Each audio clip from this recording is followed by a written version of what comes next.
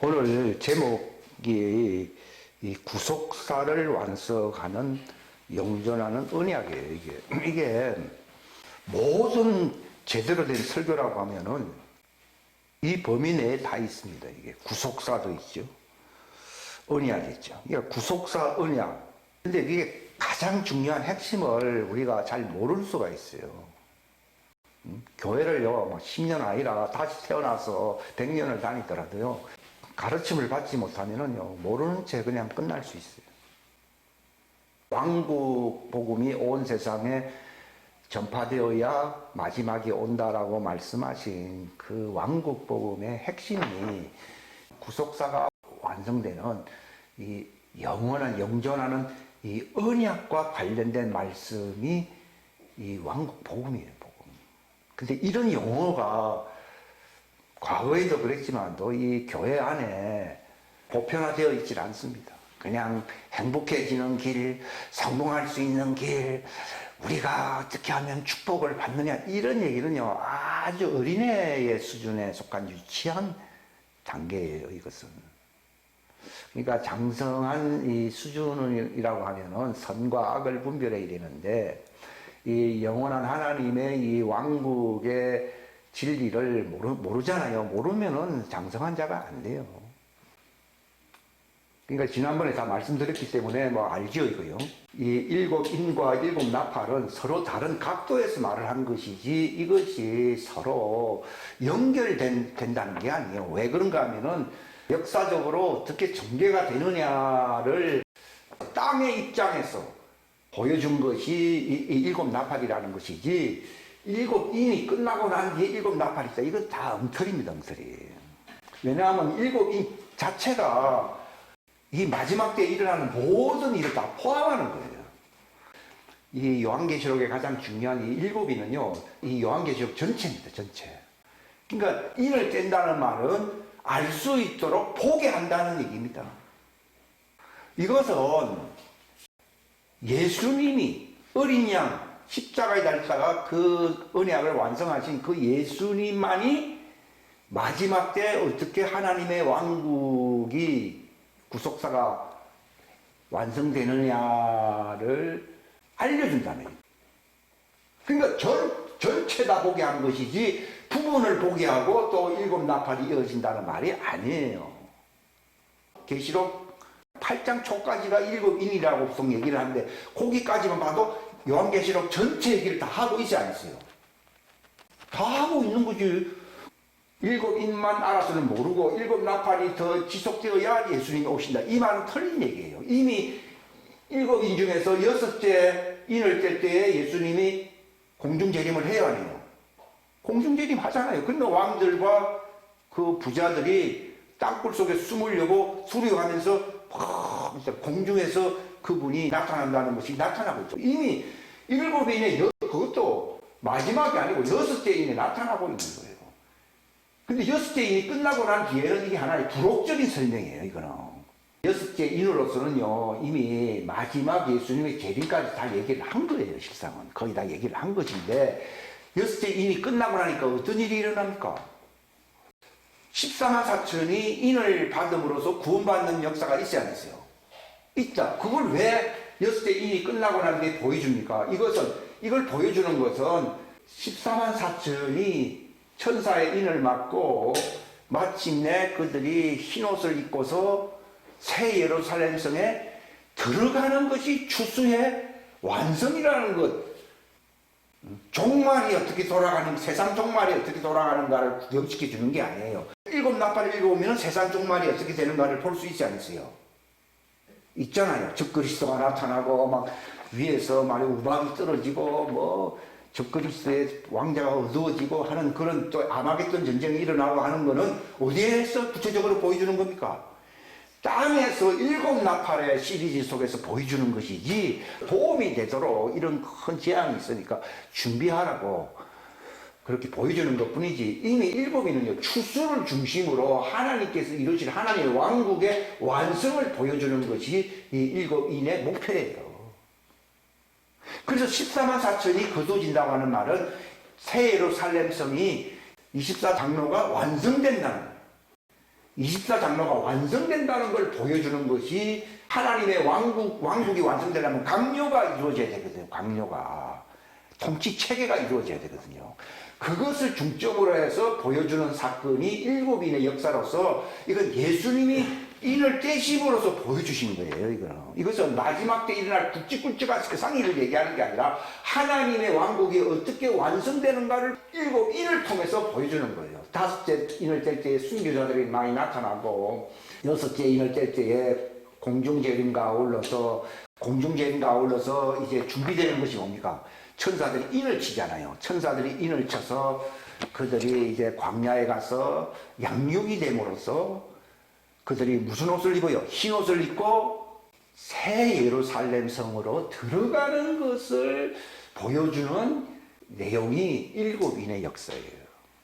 만약에 7인은 안 보여주고 이것만 보여주면요, 뭐 땅에서 뭐가 일어나고 뭐 해가 어떻게 되고 바다가 어떻게 되고 물이 3분의 1이 써져서 못 먹는다 뭐 그러는 거야. 이거 수돗물을 이거 못 먹는 날이 오는구나 뭐 이런 거나 알려주는 것 같이 들리기도 하고, 또 무적행에서 뭐 이런 메뚜기 같은 자들이 나타나서 사람들을 5개월 동안 괴롭힌다면 얼마나 무시무시하겠어요. 이거는 어떻게 보면 땅에서 일어나는 무시무시한 일들이 보여지는 거거든요. 그러니까 이것은 하나님의 왕국의 측면에서 추수하시기 위해서 하나님이 계시하시는 그 역사를 인을 떼심으로 하나님의 백성 자녀들에게 알려주는 거예요. 이걸. 그러니까 요한이 자기 정체성을 알고 싶고 언제 구속을 완성되고 이제 하나님의 왕국이 들어가느냐 이걸 알고 싶은데 그걸 알 길이 없으니까 울고 있었는데 어린 양 예수님이 승리하셨기 때문에 이제 울지 마라 하면서 그분이 그 인을 떼시기에 합당하신 분이시다 하면서 막 찬양 소리가 울리고 막 14만 4천이 완성되고, 그 4장에 보게 되면 하나님의 왕자가 구성되었는데 24반열이 있고 앞에 네 생물, 네 짐승이 있고 또 그 앞에 7 하나님의 영이 있더라 라고 한 것은 하나님이 왕국이 이런 식으로 완성된다는 것을 6장, 7장까지, 8장까지 가서 보여준 게 아니라 이미 4장에 다 보여줘서 안 보였어요. 다 보여준 거예요. 하나님은 시작과 끝이 다른 분이 아니고 시작과 끝이 하나로 만나시는 분이에요. 여러분을 보실 때 여러분의 마지막이 어떻게 되어야 되는가를 이미 다 보고 있어요. 그러니까 나는 알파요 오메가라고 하는 말은 시작하신 분인데 이미 완성도 다 보고 있다는 거예요. 그게 이제 피조물인 사람들과 창조주인 하나님이 보는 시각의 중대한 차이입니다. 그러니까 그런 안목을 가지고서 세상을 살아야 되는 거예요. 그러니까 믿음은 뭐라고 돼 있어요? 현재에 대해서 내가 꼴똘히 고민하고 생각하는 것이 믿음입니까? 그건 두려움밖에 생기지 않습니다.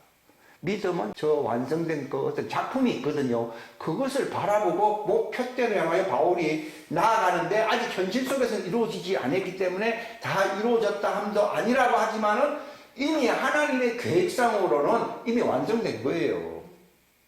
예수님이 부활하셔서 하늘로 올라가실 때 이미 7천인의 하나님의 자녀들을 자기 몸에 담고 올라갔어요, 안 올라갔어요?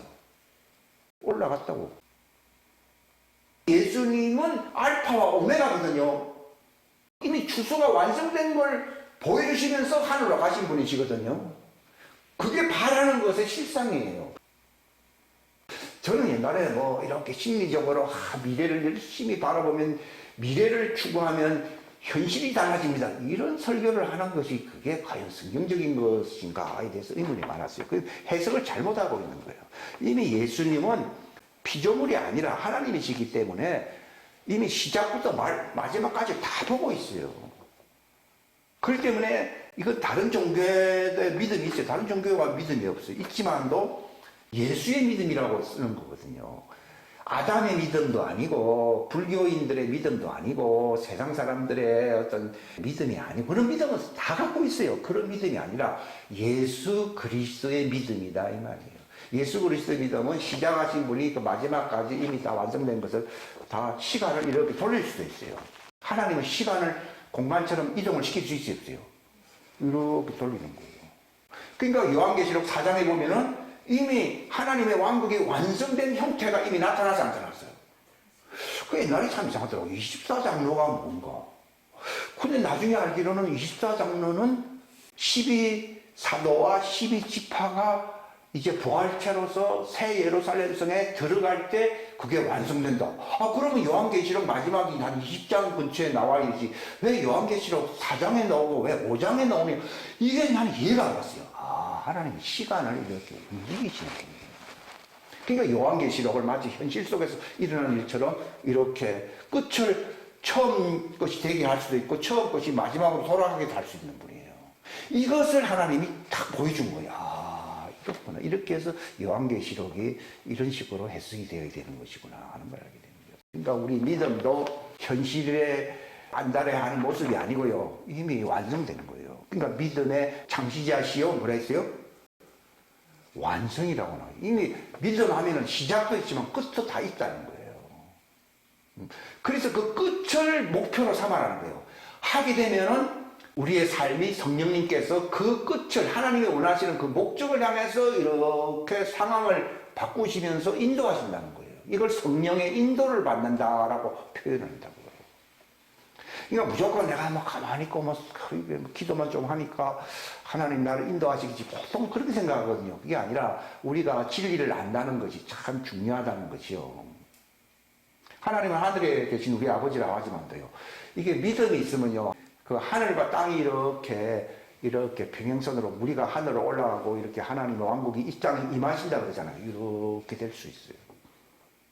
그러니까 하나님은 공간의 제약을 안 받고 시간의 제약을 안 받고 그런 분이시에요. 그러니까 기독교 예수의 믿음이라고 하는 것은 그런 믿음이지 불교인들이나 소위 율법의 아래에 있는 사람들이 갖고 있는 두려움에 갖고 있는 그런 믿음이 아니에요.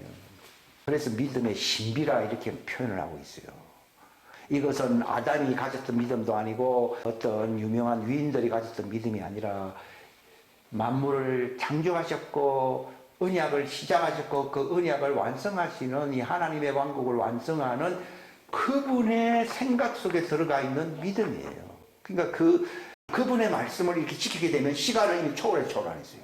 초월해버린 거예요. 그런 기적이 일어난다고요. 단순히 뭐 병 낫고 뭐 상황이 조금 나아지고 하는 그런 것은 굉장히 어린아이 수준이 낮은 수준이고요.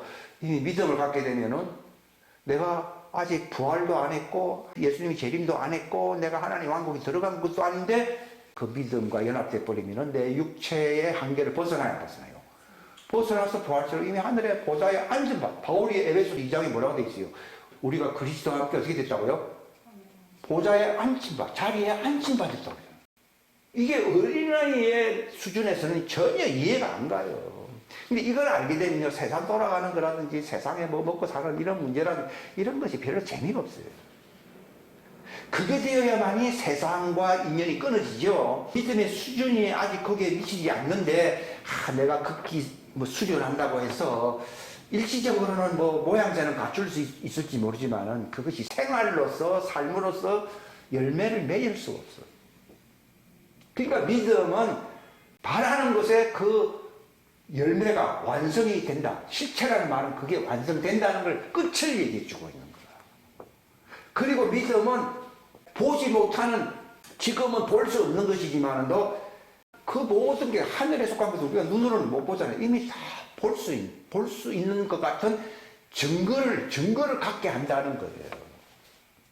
이렇게 되면 그렇게 사는 것을 뭘로 산다 그러는 거예요? 믿음으로 산다 하는 것이지, 잘 될 줄 믿습니다. 건강하게 될 줄 믿습니다. 그런 수준은 뭐 그렇게 할 수는 있지만 굉장히 낮은 수준이에요. 저기 하나님이 완성하실 그 목적이 마치 현실 속에서 이루어졌다는 것이 내게 이게 실상으로 나타나는 거. 그래서 내가 다 이뤘다도 아니지만 붙들림 바 됐다는 말이 그 믿음으로 말미암아 그 목적에 이르는 목표에 내가 연결됐다 이 말이에요. 그래서 내가 이끌려가는 것이 성령의 인도라는 거예요. 그 믿음을 가져야만이 성령님의 인도와 같이 병행되는 거지. 이게 믿음의 신비를 제가 말씀을 드리는 겁니다. 믿음으로 산다는 말이 그 수준을 얘기하는 것이지, 내일 좋은 일이 생길 줄 믿습니다. 어린아이 수준에서는 그 말도 맞는 말이에요. 그러나 먼 끝이 보이는 거죠. 그러니까 내 끝이 이미 그리스도와 함께 하늘에 안심받은 그 목적이 완성되게 하려고 나를 시공간으로 하나님이 이렇게 끌고 가는 것이구나, 성령의 인도를 받는 것이구나 하는 사람을 확실하게 알게 되면 죽음이라는 나하고 관계가 없어져 버려요. 당신 안 죽냐고. 그건 육체를 얘기하는 것이지. 성경에 보게 되면 하나님의 영이 너희 안에 있으면 너희가 육체 소속이 되지 아니하고 그분의 영 안에 소속이 된다고 로마서 8장에 보면 나오잖아요. 그러니까 바울이 뭐라고 표현해? 내가 육체 안에 있는지 몸 밖에 있는지 모른다는 말을 써야 써요. 쓰고 나는 그 자를 이미 내가 거리상으로는 수천 킬로 떨어져 있지만 내가 영으로는 그와 함께 있어서 그를 책망했다고 얘기하잖아요. 골로새서에 나오잖아요. 골로새 교인이 저기 떨어져 있잖아요. 이제 육신은 떨어져 있지만 나는 그 너희들과 함께 있어서 그런 일을 행한 자를 이미 판단했다고 그러잖아요. 그러니까 이건 시공간을 막 초월하는 거예요, 이게. 그러니까 신비로운 것입니다. 그러니까 마찬가지로 요한계시록이 그런 책입니다.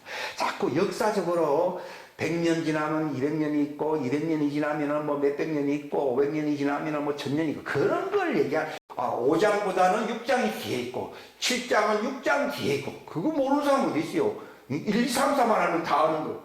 그러니까 4장이 도리어 끝에 있는 거예요. 그래요. 인을 떼기로는 5장부터 이제 인을 뗄 준비를 하고 있지만 이미 4장, 요한계시록 4장에서는 인을 떼기도 전에 그 요한이 하늘로 올라가서 이미 하늘에서 하나님의 왕국이 완성되었고 네가 바로 24반절에서 앉아있다는 걸 보여줘서 안 보여줬어요. 다 보여주고 있잖아요. 그게 진리예요, 진리. 그게 진리를 믿는다는 거예요. 시간을 초월한다는 것 뿐이에요. 그러니까 여러분 요한계시록 4장을 딱 보시면요. 요한계시록 4장 얘기는 요한계시록 22장 얘기예요. 22장 얘기 아니에요. 요한계시록 마지막 장은 22장 얘기예요. 이미 다 완성되어 가지고서 신부는 오른쪽에 있고 이미 24 보좌가 완성되어 있고 보여주고 있잖아요. 보좌가 있고 무지개가 쫙 나타나고 있고 말이에요. 그러니까 요한계시록을 해석을 다 실수하게 돼 있어요. 이미 4장은 이미 벌써 완성된. 하나님은요 순서가 중요한 게 아니라 다 보여줄까? 야 요한아 올라오너라. 그 전에 내가 이 땅에 내려가서 그렇게 십자가에 달렸다 하늘에 올라간 이유는 바로 이 하나님의 왕국을 완성하기 위해서다. 요한아 올라오너라. 그가 바로 순교자로 죽을 수도 있었지만도 밤모섬에서 유배당한 상태에 있을 때 요한아 하면서 이거 영 안에서 올라갔잖아요. 이 믿음으로 산다는 말은 육체 안에서 사는 게 아니라 영 안에서 사는 거예요. 우리는 육체의 힘이 강하지 영의 힘이 약하거든요. 비행기는 중력보다는 양력이 더 강해져 버리니까 비행기는 떠버리는 거예요. 그런 것처럼 육의 힘보다는 성령의 힘이 나를 지배해 버리게 되면요 이미 하늘에 올라가 있어요. 그래서 우리의 삶은 어디에 있다고 그랬어요? 하늘에 있는 것이 믿음의 삶이 아니에요. 근데 우리 현실 속으로는 다 육체 안에서 세상 안에서 이렇게 걱정 근심하게 하네요. 그러니까 그러나 걱정 근심도 하게 합니다. 왜냐하면 땅의 사람들이 약하고 구원받아야 할 사람들이기 때문에 그들을 중보하기 위해서 그런 것도 보여주지만도 실제는 중보는 땅에서 하는 게 아니라 하늘에서 해야 돼요. 그러니까 바울이 우리의 삶은 하늘에 있다고 그러잖아요. 이게 얼마나 신비로운 겁니까? 그러니까 성장해야 된다는 거예요. 비행기가요 천천히 달리면은 자전거 같고 오토바이 같고 자동차 같아요. 그러나 세게 달리면서 바람이 확 부딪히면서 양력이 생겨버리면은 그냥 하늘로 올라가 버리는 거예요, 이게. 그러니까 그 야곱 보고 이 지렁이 같은 벌레 같은 야곱아 그랬잖아요. 벌레같이 살고 있는 거예요, 우리가. 하진 아니하고 열심을 내라 하는 말이 이게 막 땀 흘리고 노동한다 그런 뜻이라는 게 아니고요. 영 안에서 열심을 낸다는 거예요. 깨어있어라는 말이 다 그런 뜻이거든요. 우리가 영 안에는 시간을 초월할 거리고 공간을 초월할 수 있는 능력이 있어요. 그리고 그렇게 하는 이유는 세상을 지배하네요. 교회는 그분의 몸이니 만물 안에서 만물을 충만케 지배하네요. 근데 그 수준이 안 되니까 초대교회는 그 수준까지 갔거든요. 그러니까 로마가 무너져 버리고 복음이 전 세상에 막 100년도 안 돼가 다 나가버렸잖아요. 근데 이 마지막 때는 교통수단이 세상 문화가 발달하고 있지 초대교회와 같이 이 영적인 하나님의 계시의 이 믿음의 왕래가 나타나지 않고 있거든요. 그러니까 예수님이 이제 하나님을 경배할 때가 오나니 뭐라고 얘기하고 있습니까? 영 안에서 이렇게. 그러니까 자꾸 이 장소 안에서 이렇게 장소도 필요합니다. 육체가 머물 곳이 필요하니까 이거 있을 뿐이지 실제로는 우리의 혼과 우리의 영, 아까 얘기하신 게 그거잖아요. 어떤 사람이 설교를 하는데 육체로서 딱 여기 세워놓고 하나님이 혼으로 영으로 이미 세 군데에서 하게 해야 해요. 하게끔. 이게 저는 21세기에 그런 일이 일어난다는 것에 대해서 참 20세기죠. 내가 설교를 들었을 때는 참 놀라운 일이다라고 생각을 했어요. 그러니까 요한계시록을 볼 때 왜 순수상으로 안 돼 있느냐? 대체로 순수상으로 하나님은 실수의 하나님인데 합니다만도 하나님의 왕국의 어떤 그 계시를 보여줄 때는요 시간과 공간을 초월할 경우가 많습니다. 이제 그런 것은 계시로만 알 수 있는 것이지 땅에서 일어나는 일이라든지 진행되는 것은요 사람이 이성만 있으면 다 알아요. 그거 모르는 사람 어디 있어요? 그런데 그 요한계시록을 딱 보게 되면 그 영안에서 하늘에 안침받은 그걸 딱 보게 되면요 아, 요한계시록 전체가 어떻게 진행되고 있는가가 보여지는 거예요. 이거는 하나님의 왕국의 완성을 위해서 요한에게 보여준 것인데 첫째 인을 떼기도 전에 이건 첫째 인을 뗀 거는 6장에 나오죠. 6장에 요한계시록 6장에 나오는 것이고 이미 요한계시록 4장 5장은요 이 하나님의 왕국이 완성되었고 네가 그 가운데 있고 네가 왕국을 볼 것이고 그들이 어떻게 하나님을 경배하고 그들이 머리에 쓴 면류관을 그들이 보좌를 향해서 집어던진다는 것을 요한이 보고서 놀라운 광경인 것이 놀라운 광경. 이 마지막 때 이루어질 것을 완성된 조감들을 다 보았던 거예요 요한은.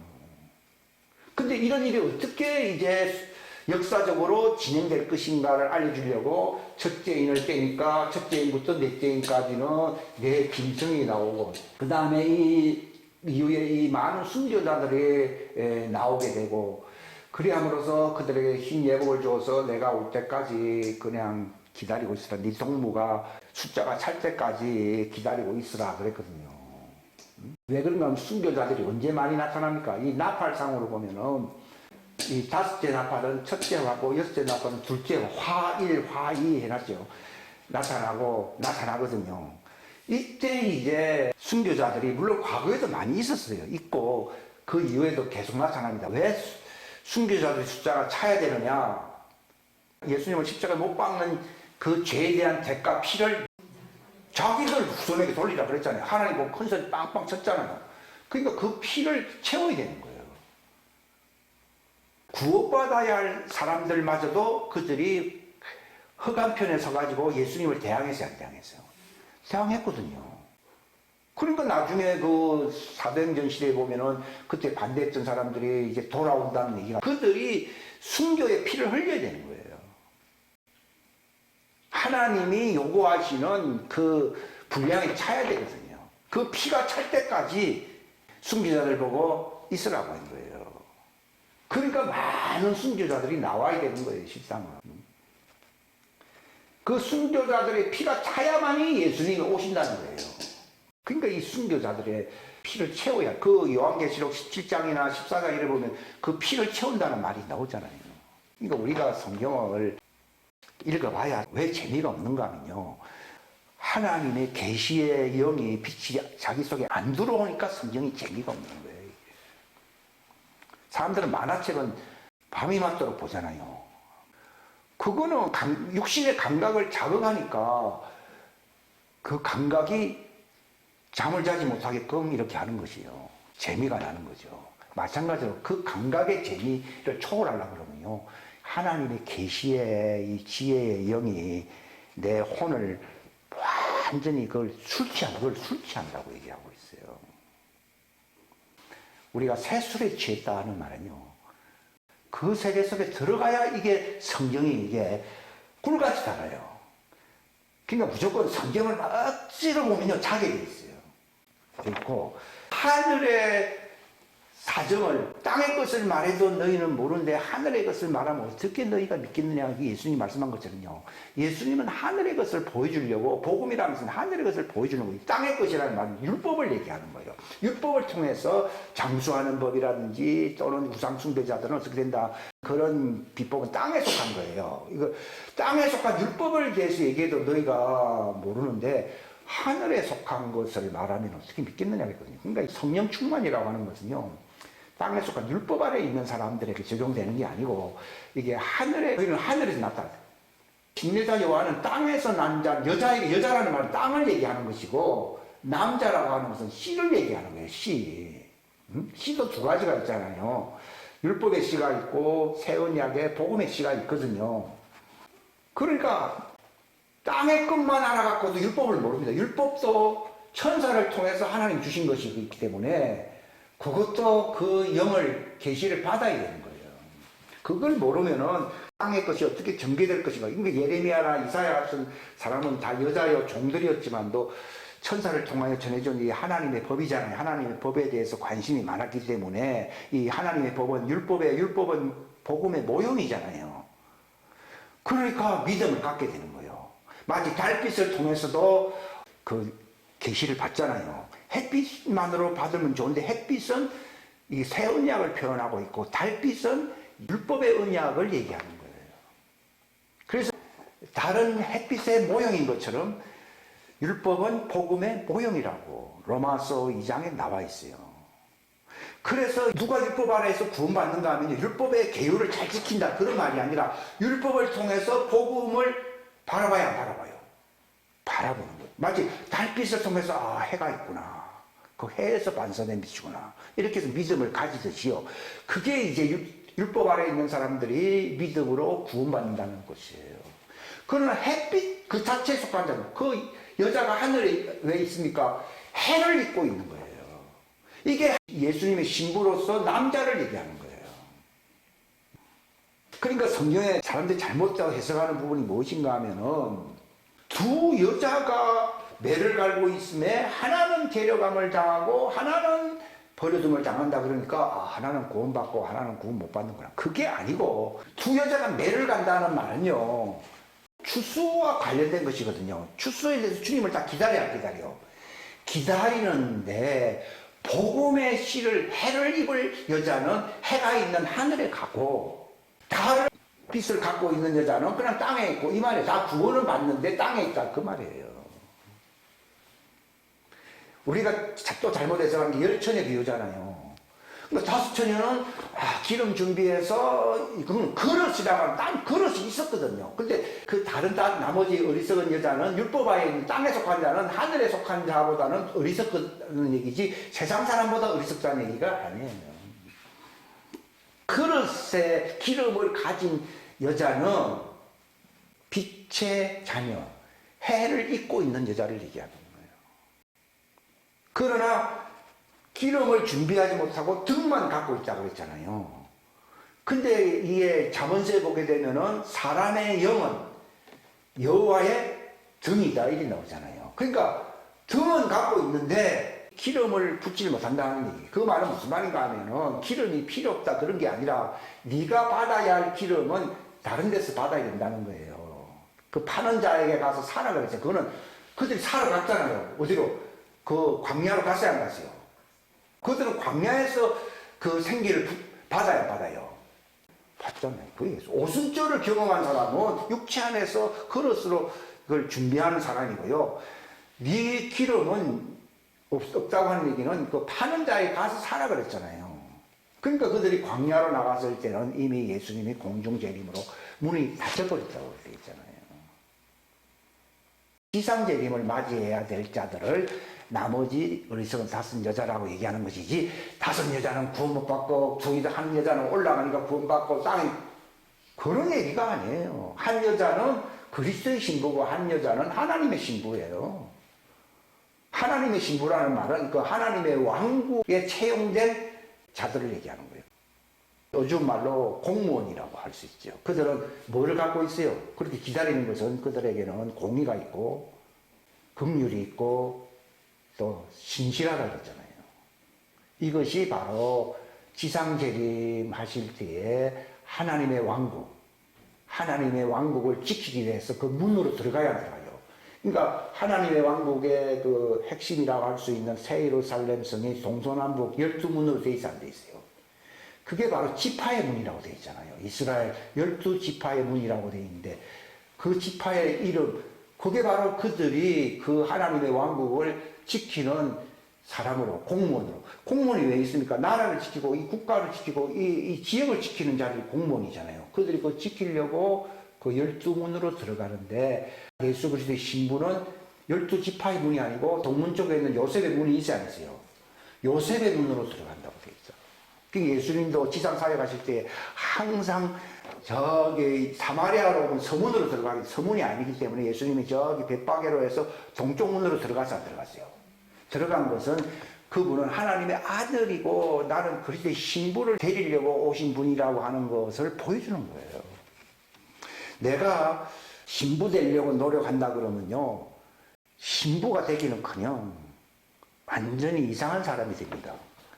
그러나 예수님이 그 계시로서 어떻게 그분이 그 일을 행하셨는가를 믿음으로 이렇게 갖게 되면요, 내 힘으로는 안 되는데 그분이 그렇게 행하시는 그 창조의 역사로 말미암아 나도 거기에 기류를 타서 그 일이 이루어지는 거예요.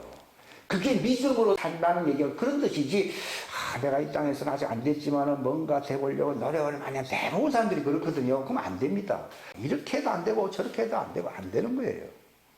안 되는데 예수님이 어떻게 성취하시고 그 일을 완성해 주는가를 내가 알고 그건 내 믿음이 아니고 그분이 완성하신 그분의 믿음이잖아요. 내 믿음으로는 안 돼요. 예수 그리스도가 이 땅에 오셔서 이루시는 그 성령의 역사로 말미암아 새 창조의 하나님의 왕국을 완성하는 그분의 역사는 우리 믿음입니까? 그분의 뜻입니까?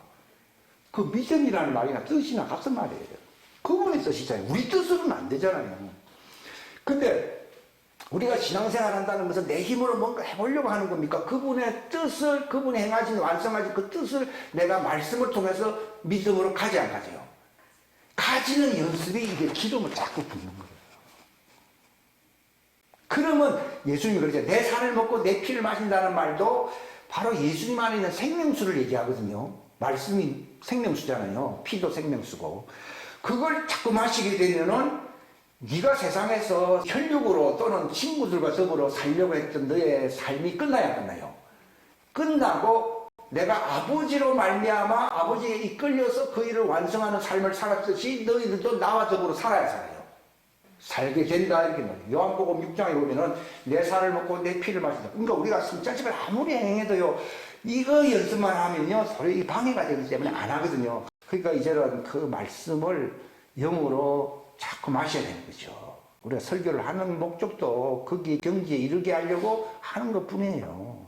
하는 것 뿐이고, 그걸 자꾸 마시게 되면은 내 힘으로 사는 게 아니라 예수님이 아버지의 영으로, 아버지의 능력으로 완성했듯이 나도 그분 안에서, 예수님이 성령으로 아버지 안에서 행하셨듯이 나도 육체 안에 있지만도 그 말씀을 통해서 성령 안에 취하게 되어가지고서 반드시 이루어지는 그 목적을 향해서 독행하게 된다 이 말이에요. 비행기가요 슬슬 시속 30km, 50km로 달려봐야 뉴욕을 못 갑니다. 뉴욕은 그냥 서울도 못 갑니다. 그러나 길을 타면서 땅에 이 중력의 힘으로 안 가고, 이거 중력은 내가 내 발로 걷고 내 힘으로 한다는 내용인데, 중력으로 안 가고, 기류라는 말은 그게 루하, 성령님이잖아요. 성령님의 기류를 타는 거예요. 그게 바로 의문으로 하지 아니하고, 의문으로 하는 건 중력으로 한다는 내용. 율법은 중력으로 하는 거잖아요. 이 행위로는 의롭다함을 받을 육체가 없다고. 육체는 중력이잖아요. 없고 기류를 탄다는 내용이에요. 성령을 예수님이 받으라는 것은요, 중력으로 살지 말고 기류를 타라는 얘기예요. 믿음은 중력으로 걸어가는 건 자연적인 삶, 여기는 불신자들도 잘 살아요. 이게 아니고 기류를 타는 것이거든요.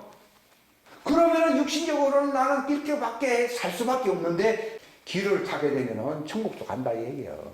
그러니까 요한이 그 기류를 타고 아버지의 왕국에 들어가지 안 들어갔어요. 들어가 버렸잖아요. 그게 믿음이라는 얘기예요. 그러니까 바울이 징징과 같이 내가 애통하면서 이렇게 수고하는 이유는 이 죽을 것이 이 중력의 삶이 아니라 완전히 생명에게 사로잡힌 바 되게 하려 함이라 그랬잖아요. 그 생명은 육체의 생명을 얘기하는 게 아니라 성령으로 영원한 생명을 얘기하는 것이거든요. 그러면 그렇게 되는 삶은 세상을 초월해 버리는 거기 때문에 세상 사람들이 정죄할 수도 없어요. 그러니까 나는 이 땅에서 내가 잘 살았니 못 살았니 이런 것어요. 그럼 잘 살았으면 천국 가고 못 살았으면 다 지옥 가고 그런 겁니까? 아니에요. 그 당대 예수님 제자들은요, 저 이상한 이단이라 해가지고 다 죽었어요. 그거는 사람 앞에서 인정을 받는 의가 아니라 성령 안에서는 세상 의가 이루어집니까? 하나님의 의가 이루어집니까? 하나님의 의가 이루어지는 것이기 때문에 세상적으로 보면요, 저거 이단이다 뭐 이런 말을 합니다. 그 전부 화형 당하든지 순교당했잖아요. 그러니까 예수님은 어떤 사람들의 예배를 받는다고 했어요? 영 안에서요, 영 안에서. 이게 성령의 기류 안에서. 율법 안에 있는 사람들도요, 그 이사야가 예언을 할 수 있었던 것은 하나님께로부터는 언약이 있었잖아요. 율법도 언약이거든요. 사람들이 율법 안에 있으면서 왜 구원을 받는가 하면은 율법은 하나의 그 행위의 법을 얘기하는 것이지만 언약이라고 하는 것은 율법 안에서 그들을 구속하시는 하나님의 능력이에요, 능력. 언약이라는 말은 결혼한다는 뜻이에요, 언약. 결혼, 언약, 성약 이런 말을 쓰잖아요. 그러니까 율법 안에 있는 사람들이 다 구원 받는다는 말이 아니라 율법 안에서 결혼한 사람들이 있어요. 그들이 종들이에요. 그게 24 반열 속에, 좌측 반열 속에 들어가는 사람들이에요. 그 대표적인 사람들이 누굽니까? 이사야, 심지어 엘리야가 영광이 있었잖아요. 어떤 사람들은 율법은 문자로 산다.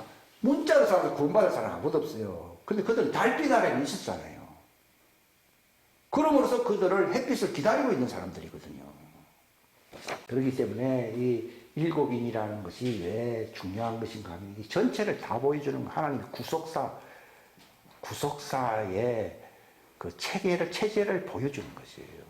그리고 일곱 나팔이라고 하면 땅에서 어떻게 이제 바다가 어떻게 되고 땅이 어떻게 되고 물이 어떻게 되고 해와 달이 어떻게 되고 또 무저강에서 메뚜기가 올라와가지고 세상 사는 사람들이 어떻게 되고 또 중동 전쟁이 일어나고 그 다음에 또 마지막 세 번째 환난 이걸 완전히 끝나는 것이거든요. 어떻게 되고 이런 건 난 알고 싶지도 않거든요. 이거는 구원 못 받는 사람들하고 상관되니까 지독한 일이 일어나 이거 세 번째 환난거든요. 이런 거는요 어떻게 보면 구원받는 사람들한테 별 중요하지 않아요. 그러니까 하나님은 일곱인을 먼저 보여준 거예요. 왜냐하면 요한은 땅에 속한 자가 아니잖아요. 구원 못 받는 세상 사람이 아니잖아요. 그러니까 하나님의 구속사가 어떻게 진행된다는 것을 보여주려고 일곱인을 요한에게 그 완성된 하나님의 왕국을 다 보여주면서 이것이 어떻게 이루어지는가를 보여줄 거예요. 이미 4장에서 다 이루어진 걸 보여주면서 어떻게 이렇게 이루어지는가를 역사적으로 조금 설명해 준 것이 일곱인을 얘기한 거예요. 그 다음에는 이것만 갖고 종들은 모르거든요. 모르니까 또 땅에 있는 사람들도 시민들도 모르니까 땅에서 또 어떻게 진행되는가를 또 상세하게 보여준 것이 불가능. 이미 여기서 요한 계시록에 예수님 지상 재림할 때까지 모든 일이 다 이게 포함되어 있어요. 읽어보시면요. 왜? 14만 4천이 그들의 옷을 씻어서 새 예루살렘 성에 언제 들어갑니까? 공중 재림입니까? 지상 재림입니까? 지상 재림. 이 지상 재림까지 다 보여주고 있잖아요. 14만 4천이 여기 들어갔잖아요. 이미 일곱인만 다 알아도요, 요한계시록 전체를 이미 아웃라인을 다 알고 있는 거예요. 우리 다 같이 기도합시다. 하나님 아버지 감사합니다. 지혜와 총명의 영을 허락하시는 우리로 하여금 그 하나님의 왕국을 완성하시는 그 구속사의 역사를 우리가 볼 수 있도록 인도하여 주옵소서. 제목은 구속사를 완성하는 영전하는 언약입니다. 이것이 왕국 복음입니다. 이것이 영원한 복음입니다. 이것이 하나님의 왕국의 경륜입니다. 이것을 아는 것이 우리의 믿음이 성장하는 것입니다. 우리는 땅에 속한 자로 살지 않고 하늘에 속한 자로 살게 하시는 이 하나님의 왕국의 청사진을 그 조감도를 볼 수 있도록 축복하여 주옵소서. 함께하여 주시기를 바라옵고 예수님의 이름 받들어 기도하옵나이다. 아멘.